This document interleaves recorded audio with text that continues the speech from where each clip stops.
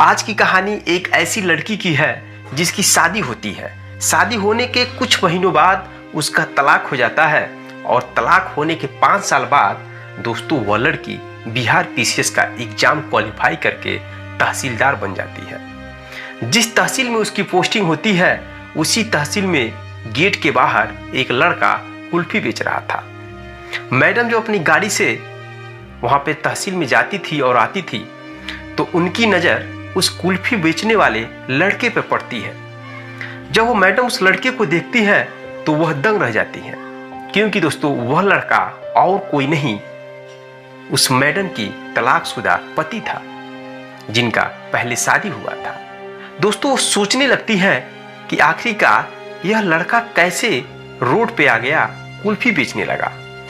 जब मेरी शादी हुई थी इससे तो लड़का बहुत ही अमीर घर का था, काफी प्रॉपर्टी था, जमीन था, जायदाद था, कई सारी दुकानें थी। दोस्तों मैडम सोचने लगती हैं। आगे दोस्तों इस कहानी में कुछ ऐसा होता है, इसको जानने के बाद दोस्तों आप भी तारीफ करने लगेंगे मैडम का। मैडम कुछ इस तरह से काम करती हैं कि सब लोग मैडम की प्रशंसा करने लगते हैं। मेरे दोस्तों एक कहानी बहुत ही इमोशनल है, आपको भावुक कर देगी। 10 मिनट समय है तो इस कहानी को जरूर सुने, आपको बहुत बड़ी सीख मिलने वाला है। चलिए दोस्तों कहानी की शुरुआत करते हैं। नमस्कार दोस्तों, मैं हूं संतोष, आप सभी का स्वागत है हमारे इस यूट्यूब चैनल में। दोस्तों आज की जो सच्ची घटना मैं आपको बताने वाला हूं, यह सच्ची घटना बिहार प्रदेश की है। बिहार प्रदेश की रहने वाली एक लड़की होती है जिसका नाम मनीषा होता है। मनीषा के 2 बहन और 1 भाई होते हैं। मनीषा सबसे बड़ी होती है। मनीषा के पिताजी सरकारी स्कूल में सरकारी टीचर थे। वह मनीषा को पढ़ाते हैं और पढ़ाने लिखाने के बाद जब वो ग्रेजुएशन फाइनल कर लेती है तो कुछ सालों तक वह तैयारी करती है, लेकिन जब उसे नौकरी नहीं मिलता है और उसका उम्र भी आगे निकल जाता है तो उसके पिता कहते हैं कि मनीषा अब तुम्हारी शादी हम कर देते हैं और शादी का उम्र भी तुम्हारा हो चुका है। मनीषा कहती है पिताजी मैं सरकारी नौकरी करना चाहती हूँ, मैं पीसीएस की तैयारी करना चाहती हूँ, इसलिए मैं शादी अभी नहीं करूँगी। पिताजी बोलते हैं देखो बेटी बिहार है और नौकरी नहीं मिलेगा तो शादी का बहुत ही प्रॉब्लम होगा। तो यह बात सुन करके वह लड़की अपने पिता की बात मान लेती है और अंदर ही अंदर सोचती है कि शादी होने के बाद भी मैं धीरे धीरे तैयारी करूँगी। मेरे दोस्तों वह अपने पिता की बात मान जाती है और उसके पिताजी बिहार के वैशाली जिले में रहने वाले एक लड़का से उसकी शादी कर देते हैं। लड़के का नाम मोहित था और मोहित बीएससी फाइनल कर चुका था। उसके काफ़ी प्रॉपर्टी थे, जमीन था, जायदाद था और कई सारे दुकान भी थे। शादी होने के बाद मनीषा नई नवेली दुल्हन बन करके अपनी ससुराल जाती है और मोहित के साथ अपनी नई जिंदगी की शुरुआत करती है। जैसे वह जाती है वैसे पहले ही रात सुहागरात के दिन ही वह अपने पति से कहती है कि मैं अपना सभी किताब लेकर आई हूँ और पीसीएस का तैयारी करती हूँ, इसलिए थोड़ा आप हमारे पे ध्यान दीजिएगा और मुझे किसी भी तरह का डिस्टर्ब मत करिएगा। पहले ही दिन वह बोलती है अपने पति से, पति मान जाता है, कहता है ठीक है। दोस्तों जैसा कि आप जानते हैं कि शादी होने के बाद कुछ महीनों तक पति और पत्नी दोनों लोग अपनी अपनी कमी को छिपाकर जिंदगी को आगे बढ़ाने की कोशिश करते हैं। ऐसे ही इन दोनों के बीच चल रहा था। जब 6 महीने बीत जाते हैं तो 6 महीने बीतने के बाद दोस्तों जो मोहित है उसकी सारे जो भी बुराइयां चीज है मनीषा को धीरे धीरे मालूम होने लगता है। जो मोहित है वह काफी दारू पीने लगता है और गर्ल लोगों के साथ उसका संगत पड़ जाता है। दिन रात घूमना, पार्टी मनाना और फिर दारू पीकर घर पे आना। दोस्तों जो लड़की एक पीसीएस बनने की ख्वाब देख रही हो और उसका पति एक शराबी हो तो उसके ऊपर क्या बीतेगा आप सोच सकते हैं। मेरे दोस्तों जो मोहित है उसके पास काफ़ी पैसा था, कई सारी दुकानें थी, प्रॉपर्टी था, पैसा आता था, पैसे कोई कमी था नहीं। वो अपने माँ बाप का इकलौता लड़का था और घर में केवल पिताजी थे, माँ पहले ही चल बसी थी, तो उसे कोई गम नहीं था। और दोस्तों कहा जाता है जब लक्ष्मी आती है घर में तो उस लक्ष्मी को बहुत ही समेट कर रखा जाता है लक्ष्मी को जाने में भी वक्त नहीं लगता है। ऐसा ही उसके साथ भी होता है। इधर जब भी पत्नी समझाने की कोशिश करती थी तो मोहित नहीं मानता था, अपनी पत्नी को मारने पीटने लगता था। एक दिन जो उसका पति मोहित है करीब 4 लाख रुपए अपने एक दोस्त को दे देता है। जब मालूम चलता है मनीषा को तो मनीषा बोलने लगती है, आप दारू पीते हैं, अब दारू पिला करके आपसे कोई भी कुछ भी मांग सकता है। आप एक दिन अपना ज़मीन भी लिख देंगे, आपको मालूम नहीं चलेगा। आपके साथ रहने वाले जो भी दोस्त हैं वो आपके दुश्मन बन जाएंगे, आपको लूट लेंगे, बर्बाद कर देंगे, आपको रोड पे ला देंगे। यह बात समझाती है लेकिन वह नहीं मानता है और इस बात पे गुस्सा होकर अपनी पत्नी को पीटने लगता है बुरी तरह से। पत्नी का सर फट जाता है, हॉस्पिटल ले जाया जाता है, हॉस्पिटल में उसका इलाज होता है। फिर हॉस्पिटल से ही दोस्तों वो अपने मायके चली जाती है। मायके जाने के बाद अपने पिता से कहती है, पिताजी मेरी शादी बहुत गलत जगह हो गया है और वह लड़का बहुत दारू पीता है, धन दौलत तो है लेकिन शांति नहीं है और मुझे बार बार डिस्टर्ब करता है, मुझे मारने लगता है, पीटने लगता है, मैं उस घर में नहीं जाऊंगी।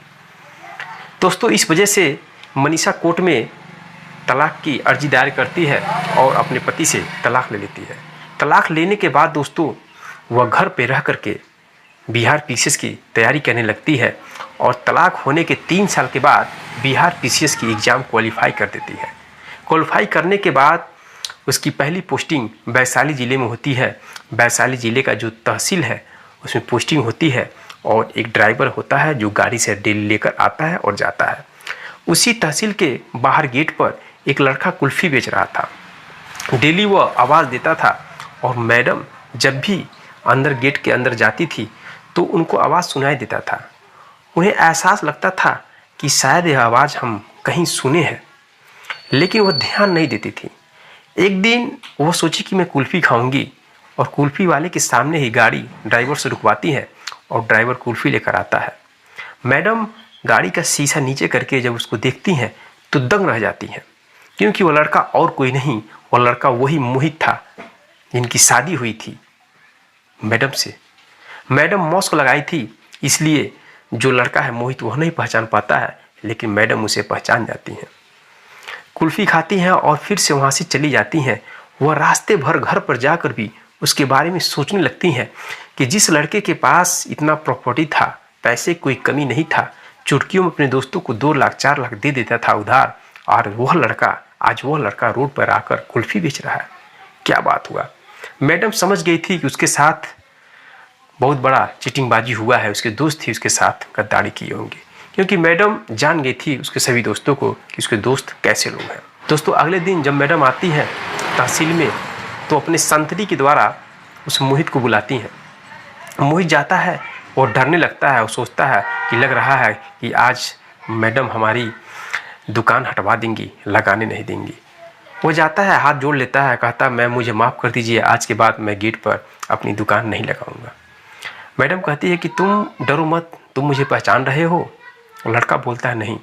फिर वो अपना मास्क हटाती हैं। उसके बाद दोस्तों जब चेहरा देखता है तो लड़का कांपने लगता है, घबरा जाता है, सन्न रह जाता है। आप ही सोच के देखिए दोस्तों, अगर आपके साथ ऐसा हो तो आपके अंदर फीलिंग क्या होगा। दोस्तों पसीना पसीना होने लगता है। उसके बाद मैडम कहती है कि तुम्हारा हालत कैसे हो गया, तुम कैसे रोड पे आ गए, क्या हुआ?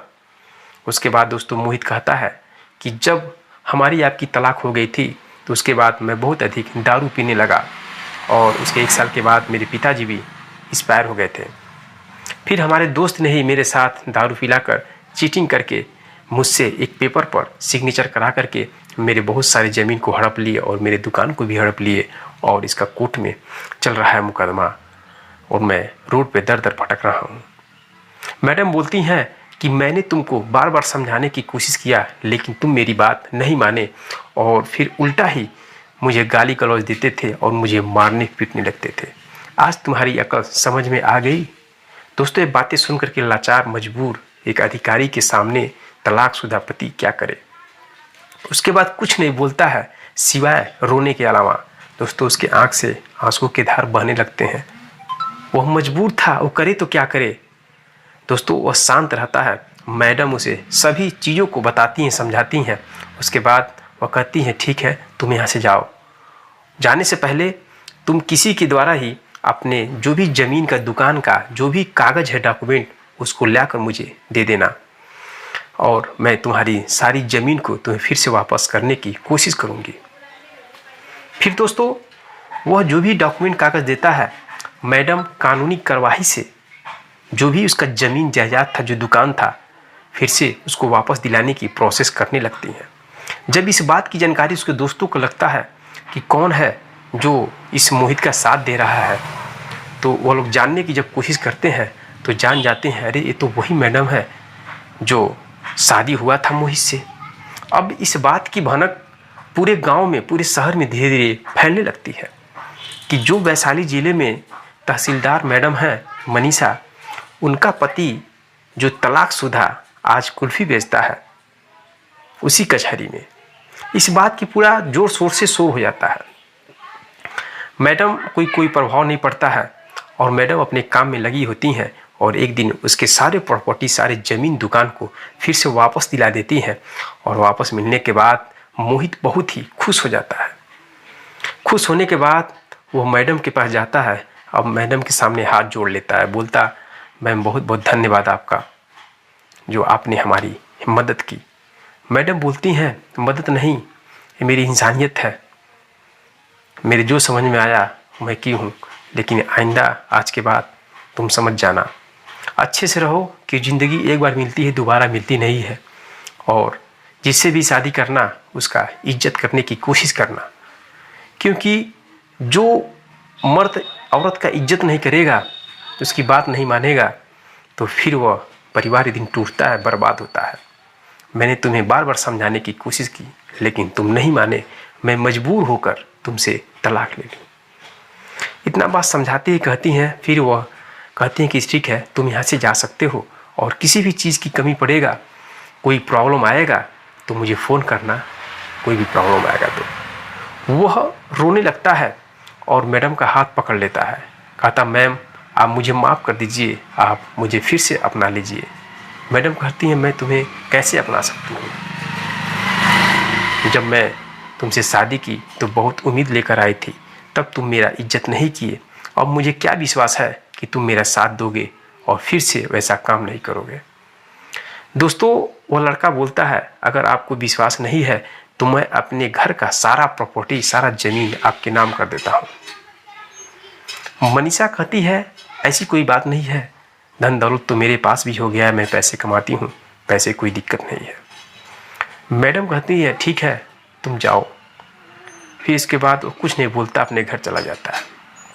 मैडम अपने घर आती हैं और सोचने लगती हैं, सोचती हैं कि अगर मैं किसी और से शादी करूँगी तो वो भी पैसे वाला रहेगा, वो भी नौकरी करेगा, तो ज़रूरी नहीं है कि मैं उसके साथ अच्छे से रह पाऊँगी। हो सके वो अपना दबाव दिखाएगा मेरे ऊपर और मुझे टार्चर करेगा, इसकी कोई भी गारंटी नहीं है। दोस्तों सही बात है, अगर आप नौकरी कर रहे हैं तो आप अपने ही लेवल का, चाहे अपने से हाई लेवल के साथ नौकरी करने वालों के साथ अगर शादी करते हैं तो वो भी आपसे कम नहीं रहेगी, आपकी बातों को परहेज नहीं करेगी, तो वहाँ पे मनमुटाव होगा, लड़ाई झगड़े होंगे ही। तो इन सब चीज़ों के बारे में बहुत सोचती है गहराई तक, और गहराई तक सोचने के बाद वो फिर निर्णय लेती है कि पैसे की कोई कमी है नहीं, तो क्यों ना मैं फिर से उसे ही अपना लूँ।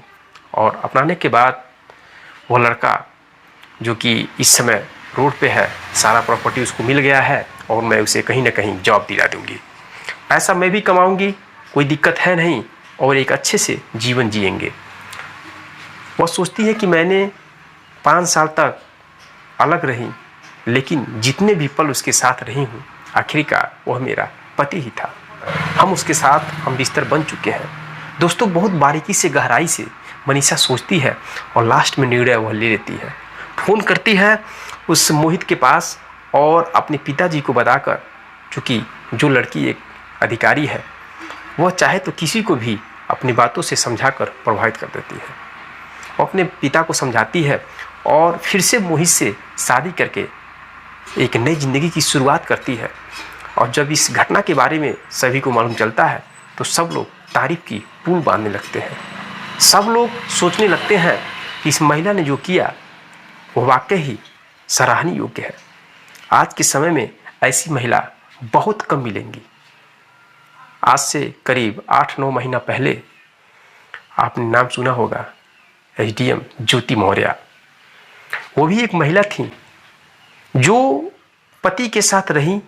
पति अपना पैसा देकर पढ़ाया लिखाया, इलाहाबाद भेजा, तैयारी कराया और पीसीएस अधिकारी बनने के बाद वह अपने बराबरी के मर्द से संबंध बनाती हुई पकड़ी गई और अपने पति से तलाक देने को मजबूर कर दिया। रोड रोड पर उनको दौड़ाया। यह वीडियो दोस्तों बहुत तेजी से वायरल हुआ था एसडीएम ज्योति मौर्य का। वो भी एक महिला थी। लोग तरह तरह के कमेंट करते थे, उस महिला को लोग गाली देते थे। और ये भी मनीषा भी एक महिला है जो तलाक होने के बाद अपने पति का साथ दी, उसके प्रॉपर्टी को फिर से वापस लाया और फिर उससे शादी करके उसके घर को अच्छे से पिरो करके आगे बढ़ाया। तो ये भी दोस्तों एक महिला है। तो मेरे दोस्तों यह रही कहानी। आप क्या कहना चाहेंगे तहसीलदार मैडम मनीषा के बारे में? कमेंट बॉक्स में कमेंट जरूर कीजिएगा। क्या मैडम ने सही किया या गलत किया, आप जरूर कमेंट करिएगा। मिलते हैं दोस्तों नेक्स्ट वीडियो में नेक्स्ट कहानी के साथ। तब तक के लिए जय हिंद, जय भारत।